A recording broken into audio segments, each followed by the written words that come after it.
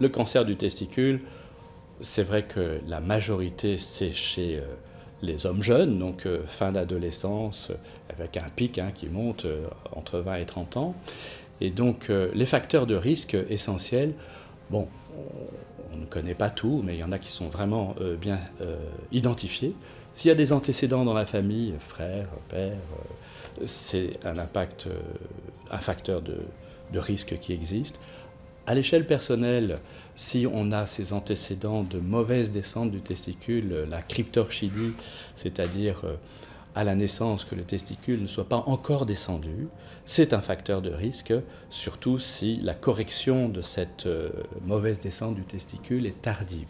Donc ça devient vraiment de plus en plus important quand on identifie qu'il y a une mauvaise descente du testicule, de faire une intervention avant l'âge de 2 ans. Donc vraiment, plus on attend, plus c'est un facteur de risque d'infertilité, d'une part, parce que le testicule qui n'est pas descendu ne se développe pas bien, et ça multiplie par quasi 5 fois le risque de cancer de testicule.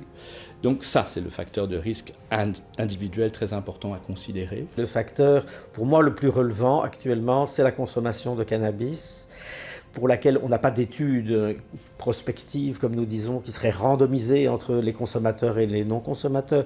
Ce sont des études qui regardent rétrospectivement les risques relatifs des populations qui fument ou non.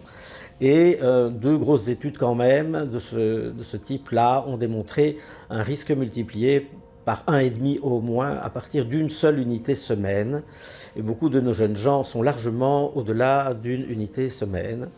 Ça, je le remarque dans la grande majorité de mes patients. Donc même si ce n'est pas un niveau d'évidence 1, pour moi c'est un signal d'alarme prioritaire, parce que la cryptorchidie a son remède, mais quand il s'agit dans le suivi au long cours de convaincre de renoncer à certaines habitudes, c'est une autre, je dirais une autre dynamique pour nos jeunes adultes.